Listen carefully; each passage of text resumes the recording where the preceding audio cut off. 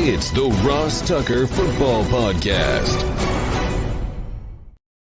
Oh, yeah, it is.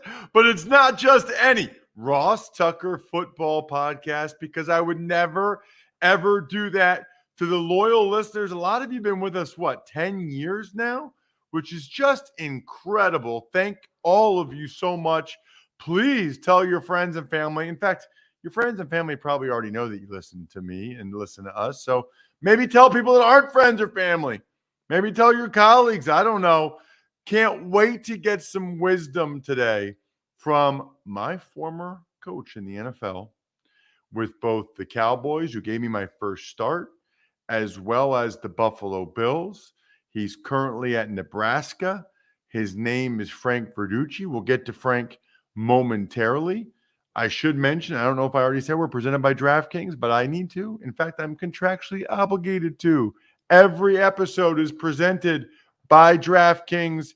Love those dudes, just like I love each and every one of you that somehow, some way contributes to what we're trying to build here in your own little fashion. Some of you spread the word via social media. You like, or you retweet, or you share on Facebook, or you do something on TikTok. Maybe that's just a like too.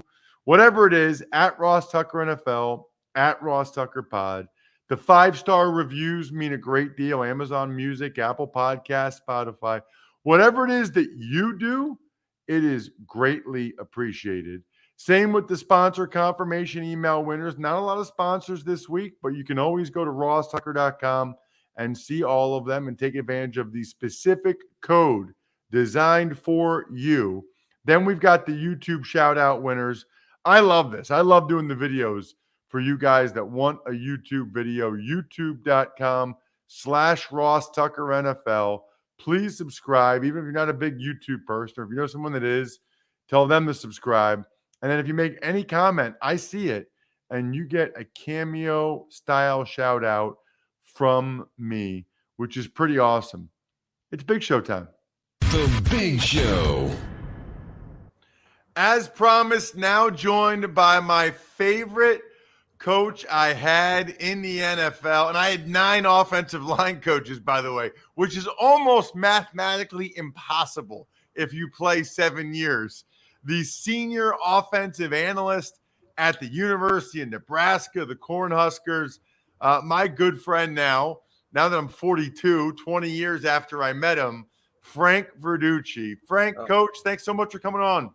Great to see you, Ross. Pleasure to be here.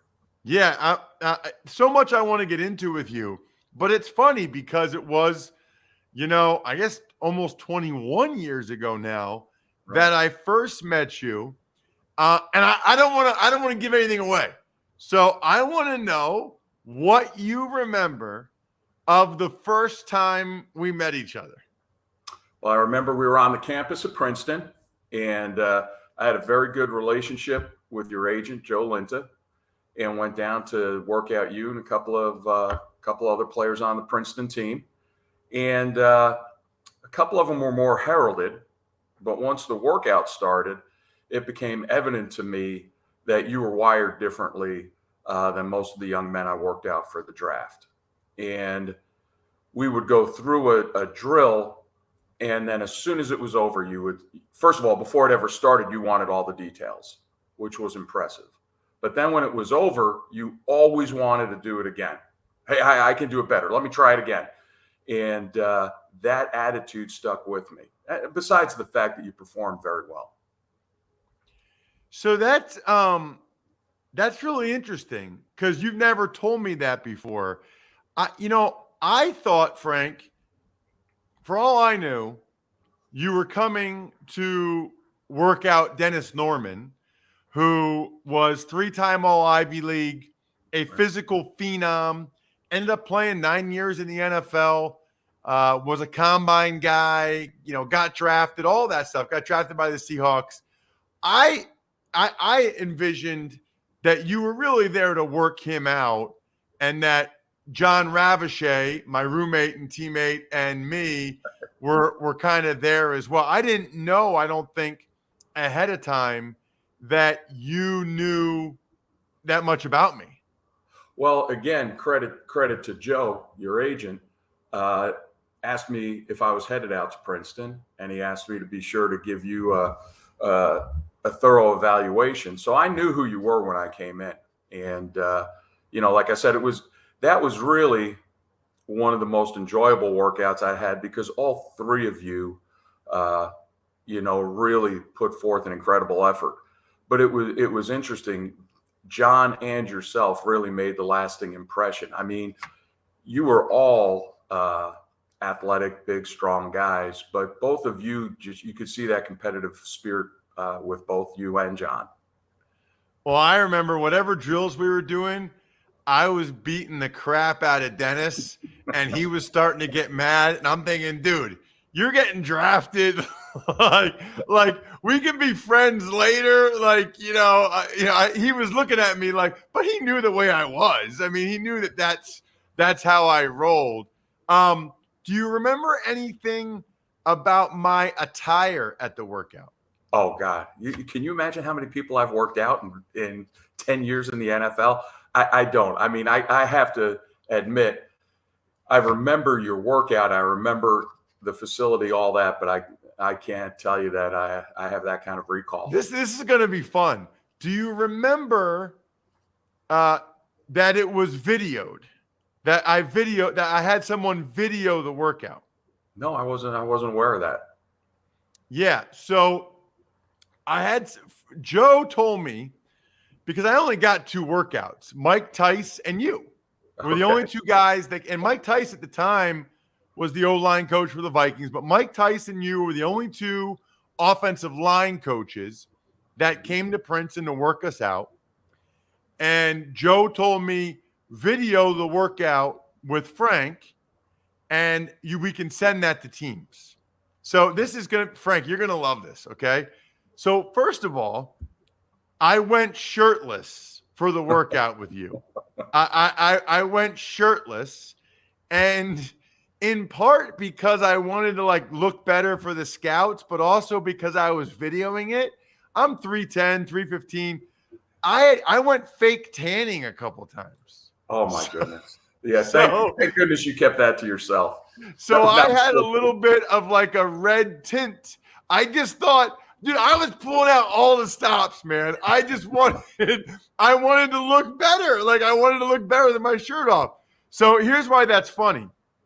So that's number one. Number two, the guy that videoed it was a guy that you are probably very familiar with now, because he's on NFL Network every morning, Kyle Brandt.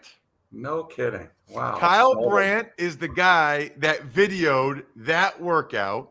And by the way, I returned the favor videoing his audition tape for the Real World, and we both made it.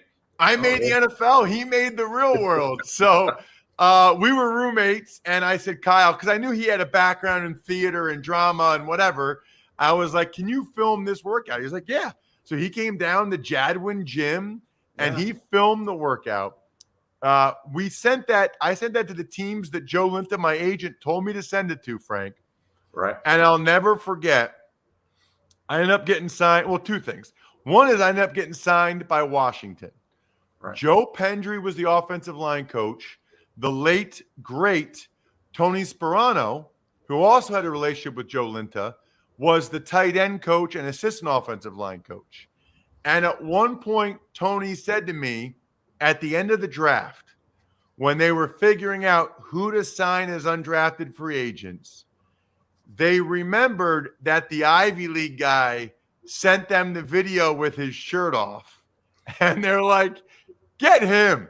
Get the Ivy League guy that sent the video with no shirt on. You never know what's going to tip the scale. Credit to you for pulling out all the stops.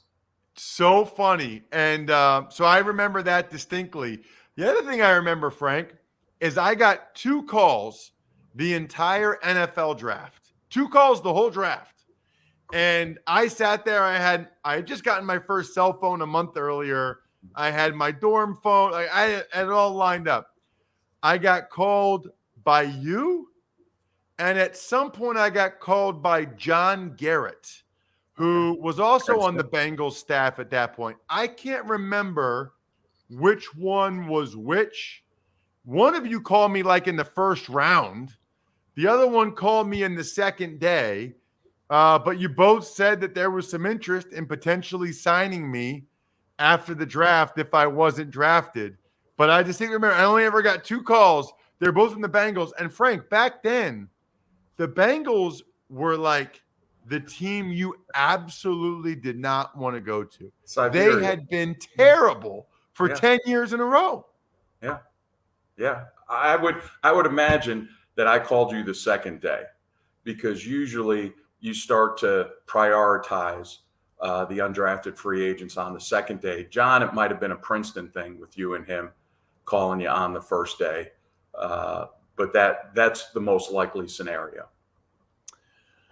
Okay, so by the way, to my knowledge, I don't know if you guys ever did try to get me after the draft. I don't know if that actually ended up happening. No, we didn't. As I recall, we had some other guys that we prioritized that Paul liked a little bit more, and went in that direction. And as I recall, we had drafted a guard. That's right. I believe it was Victor Leyva in the 4th round. Victor Leyva from Arizona State. That's right. How about that? How about my brain there? All right. So what people don't know, though, is the next year, Frank became the offensive line coach of the Dallas Cowboys. Midway through the year, Washington soured on me. They signed Trey Johnson, terrible fit for Spurrier's offense, but they re-signed Trey Johnson.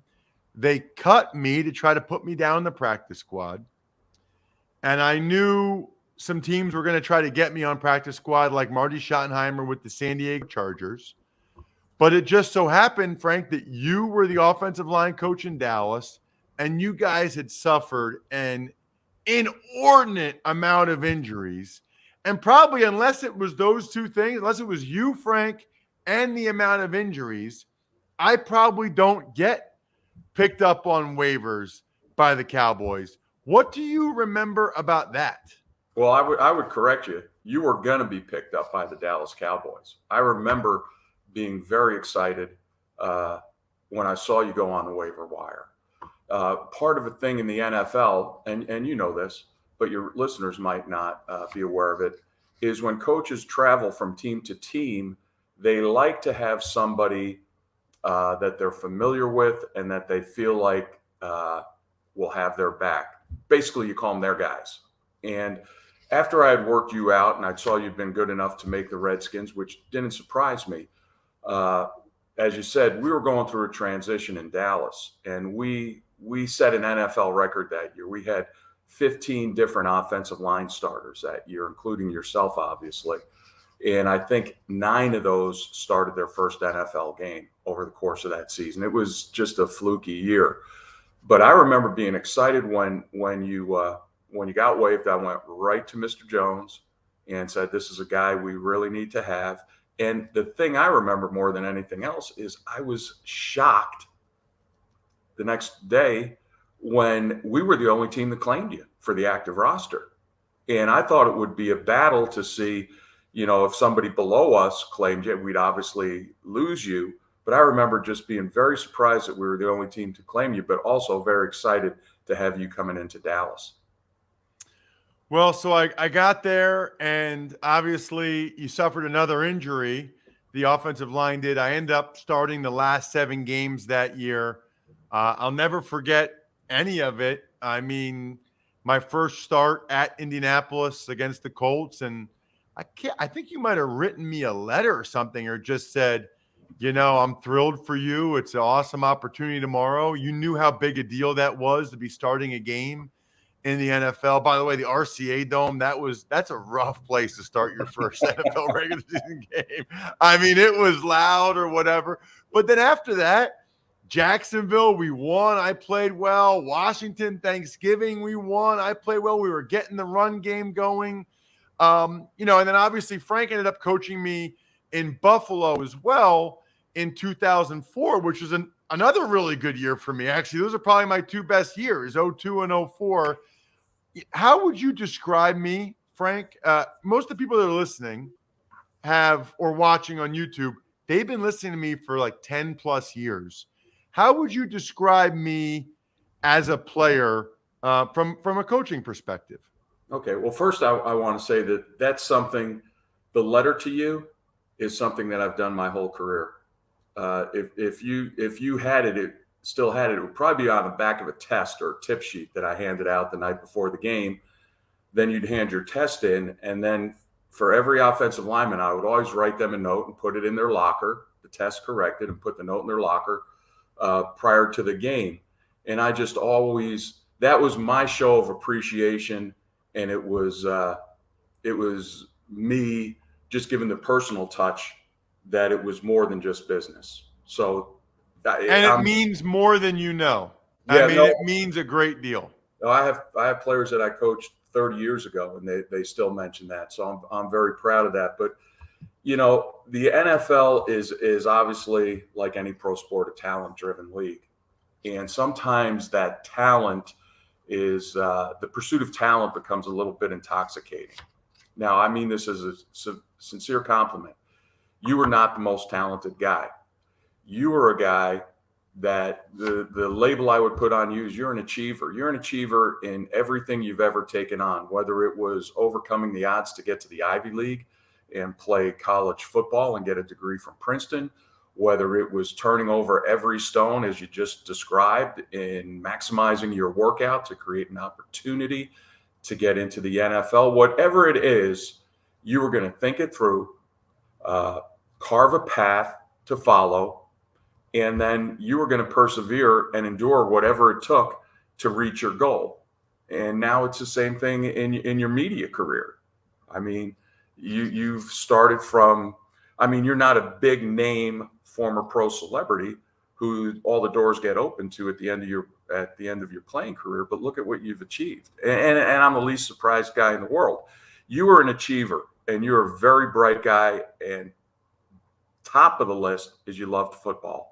You would play football all day. You'd be the player association's worst enemy, because you'd say, hey, why are there any hourly rules? I want to be in the facility all day long. I want to practice all day long.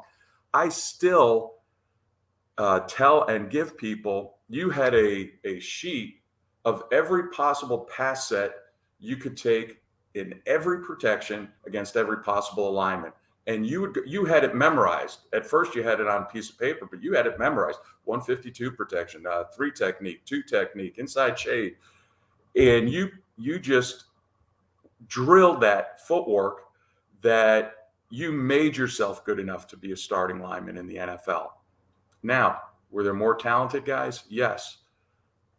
But the percentage of talented guys who underachieved versus guys like you that overachieved, my dollar was on a guy like you all the time. If I was putting my paycheck and my mortgage on the line, I wanted you lining up, because I knew you were going to, first of all, we're never going to bust an assignment. Secondly, you're going to compete until the game ended. And thirdly, you were going to find a way to get it done. I mean, I still remember Bryant Young wanting to kill you because you were one of the all-time best cut blockers during my career. And you were a pain in the ass. You got under people's skin, which bottom line is you're trying to achieve that edge to move the ball and obviously score points and win football games. So you have a special place in my memories just because of how important it was to you and your work ethic. It's so cool, Frank, because I don't think I'd even be doing this show if it wasn't for you. I doubt that. You would have found me. No, I don't know what I would have gotten into. You gave me an opportunity and to be on an active roster, stay on an active roster, and then start some games, which enabled me to, when Parcells cut me, go to Buffalo. If I don't start those games in Dallas, I don't think I get picked up on waivers by Buffalo, which got me a few more years in the contract extension and, the chance to play there. And obviously you were my coach then again in 2004 in Buffalo, and you saw how that season went. I think we were 9-4 in the 13 games I started. So very cool that you can be, and I can honestly say that you changed my life for the better. I guess that brings up my next question, Frank. Compare NFL to college. from an offensive line coaching perspective, our listeners, I don't know if I've ever had anybody on the show before that I've asked them that. What would you say the biggest differences are between the NFL and college from your perspective? And is there one that you prefer? Well, the simplest way to put it, the easiest way for the listeners to understand is that it's details versus development. In the NFL, it's all in the details.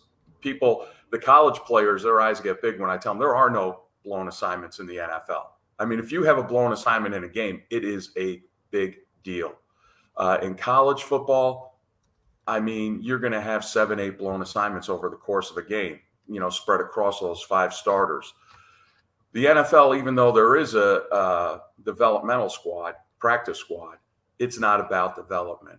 I mean, you have to have a certain minimum level of skill set in order to be on an active roster, even to be on a practice squad. And there isn't much time for development. The coaches are obviously engulfed in a game plan and getting the starters ready, and practice reflects that. You think back to how few snaps the backups get, and usually they're running somebody else's offense. So there's really not that developmental aspect. I really think that in the past 5 years in the NFL, the lack of contact has hurt the development of offensive linemen in particular. The lack of a league funneling players into a developmental league has hurt the overall skill set of the league, in my opinion. And that would be the biggest difference.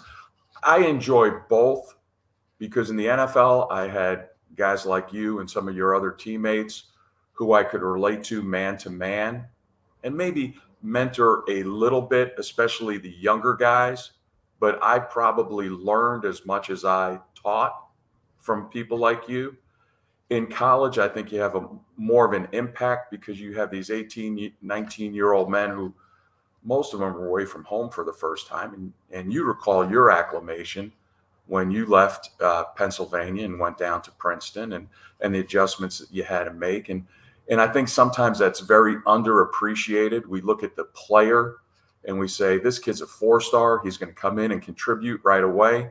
And we never really take into account the acclimation of going from high school to college or college to pros, because you saw in your own career, you saw guys who were plenty talented, but they just couldn't acclimate to the grind and the competitive level of the NFL. They just didn't have the wiring to succeed. So I enjoy both for their different aspects. It's still, bottom line, it's all football and it's all people and relating to people. So it's a little long-winded, but that would be my take on it. Yeah, I guess my last comment would just be, I feel like it'd be really hard and frustrating to go from the NFL where there are no mental mistakes, or if you do, you're just cut, they're not accepted, to college where they're more accepted. I feel like that'd be difficult. I feel like I would, if I was, I'm putting myself in your shoes now as a coach. I'm in the NFL for a while. I go to college. I would have a tough time accepting those 7, 8 mental errors. Not that you did, but that would just really, really bother me. Well, I had started as a college coach. So again, it was an eye opener when I went to Cincinnati, and, Paul Alexander's telling me there are no mental errors. And you don't see many people who are NFL line coaches, their whole career go back to college. So you really don't see that all that often. It's more common path to go from college to the NFL and back than it is to be strictly NFL and then go down to college. I agree with your point. I believe it would be pretty frustrating. This was everything I hoped it would be. I love it. You told me some things I didn't even know about my own life and career, and I did the same with you with the workout. Again, Frank Verducci, my favorite coach in the NFL, coached me in Dallas and in Buffalo. Again, Senior Offensive Analyst for the Nebraska Cornhuskers. Frank, thank you so much for coming on the show. Really appreciate it. Always a pleasure, Ross. So cool to talk to someone like that has had such a profound and big impact on my life. And you think about it, it's the people that you keep in touch with after things like that, after college, after you're with an NFL team. Those are the people that really matter, right? Those are the relationships that have stood the test of time. And that's exactly what I think about when I think about Frank Verducci. Glad we had the time to be able to get him on the show. Such an awesome man, great coach. And really, I think anybody that ever played for him feels that way, which is cool. I mean, that's like the cool part, I think, about being a coach is the fact that he and I are still friends. He's still a mentor of mine. He's still a coach in different aspects of life. And, he's still someone that I look up to, and I appreciate the opportunities he gave me. And I obviously he appreciates that I gave everything I had for him, which is awesome. Appreciate those of you that give everything you have for us, like patreon.com/RT Media, including the I Think We're Done Here members. I get a shout out for their biz at the end of every show. Pizza Boy Brewing, Sporticulture, HumanHeadNYC.com, SteakhouseSports.com, Go-Bengals.com, and Evergreen Economics. Make sure you check out today's Fantasy Feast podcast. I am doing my offensive line rankings. So, yes, we do it on the fantasy show, but I know those of you that love football, which is all of you, would absolutely love to hear my fantasy, forget fantasy, to hear my NFL O-line rankings, part 1 on today's Fantasy Feast podcast. Tomorrow is an annual episode with Chris Nowinski from the Concussion Legacy Foundation. Once a year, I have him on to get the latest and greatest with what's going on with CT and what we know about brain issues for people that play a lot of football. It's relevant to me. It's relevant to all the guys you watch on TV. I think we're done here. Thanks for listening to the Ross Tucker Football Podcast. Make sure to also subscribe to the Fantasy Feast, Even Money, Business of Sports, and College Draft. All available at Apple Podcasts, rosstucker.com, or wherever podcasts can be found.